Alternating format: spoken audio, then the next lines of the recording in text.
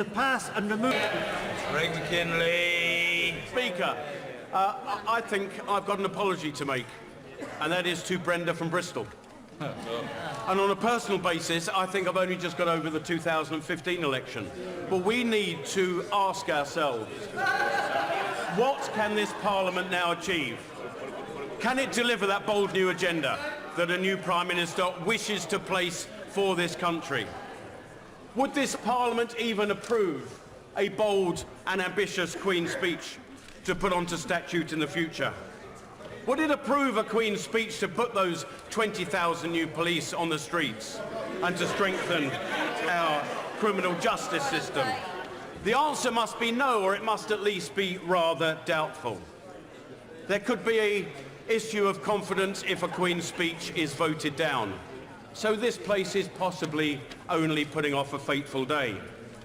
Mr. Speaker, what we have seen this afternoon is more of the same of a moribund Parliament, while a public simply shakes its head at dismay at what is going on in this place.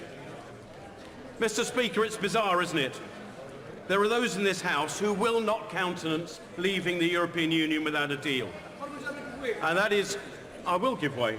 Because it's very clear that the Prime Minister wants a cut-and-run general election.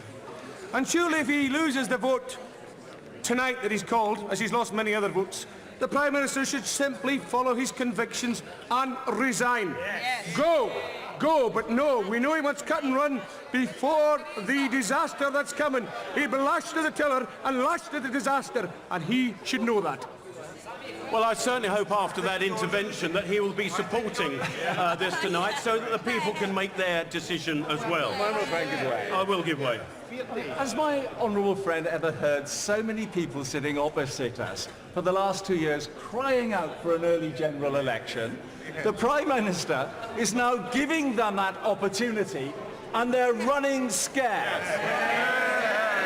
They're running scared not just from the Prime Minister, not just from the next general election, but they're running scared from the people of this country who in 2016 said they wanted to leave the European Union. And it's the people opposite denying them that opportunity to leave the EU.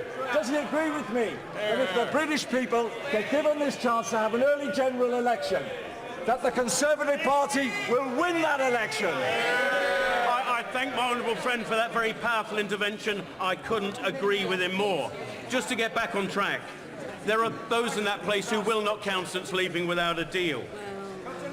And it's quite strange, isn't it? They're the same people who go to their local market every week, and they will walk away from that trade if the price isn't right or the quality isn't right. Now, I would ask the Leader of the Opposition, I've got a rusty old heap of a car. It's yours for £15,000. I'm sure he'll just take it without looking at it any further. But when this House was presented with a withdrawal agreement by the previous administration, I obviously voted against it because I felt it was a lousy, rotten deal. I don't need to put those objections further tonight. But there are others, and I'm looking at them. I'm looking at those many others who voted against that deal, the now defunct withdrawal agreement, because of pure party politics. Now let me make progress. They claim they wanted a deal. And as we know, that withdrawal agreement gave the vassalage and the perpetual homage to the EU that many of them now seem to crave. What is now clear, Mr. Speaker, is that this House would not agree a deal even if it were gold-plated. This House no longer reflects the will of the people of this country, who gave that clear message to us, to this Parliament, that we would respect that vote in 2016. They want us to get on with a job. They want us to leave on October the 31st. They've waited long enough. Mr. Speaker, this Parliament serves no further purpose. It is time for a general election. It's time for that people's vote that many are asking for. It's time to actually stop those critics who say that our Prime Minister isn't properly elected. You can put that right by voting tonight for a general election. And I support that wholeheartedly. Jay Swinson. Thank you, Mr. Speaker. And I want to say thank you to the MPs in different parts of the House, particularly the honourable members and right honourable members who have worked so hard on the bill that we all passed tonight.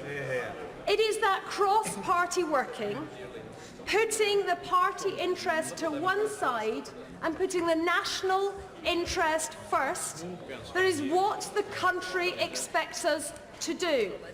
And in particular, colleagues on the Conservative benches have stuck to their principles and done what they think is right and should be commended for that. And I have to say, I think the way that they have been treated has been shameful. I'm intrigued that as a result of the House of Commons saying very clearly that we will not countenance crashing out of the EU with no deal, the Prime Minister's response is that this somehow messes up his plan. It's as if it's news to him that the House of Commons does not want a no-deal exit. Was he not paying attention on the previous occasions that we voted to say there should not be a no-deal exit? Is he seriously saying that the extent of his plan was to try to bully the EU and that he could only get a good deal by threatening that we would leave without a deal? Because if that is the extent of his plan, it is not very well thought through. I will give way to the Honourable Lady. Thank the Honourable Lady for giving way. Could she confirm, if there was a general election, that Liberal Democrats will be putting in their manifesto a pledge to revoke Article 50? It's of no surprise to the Honourable Lady that the Liberal Democrats want to stop Brexit. We have been crystal clear on stopping Brexit, and for all there are different views on different sides of the House about that, I don't think anyone can accuse us of not being straightforward about where we stand.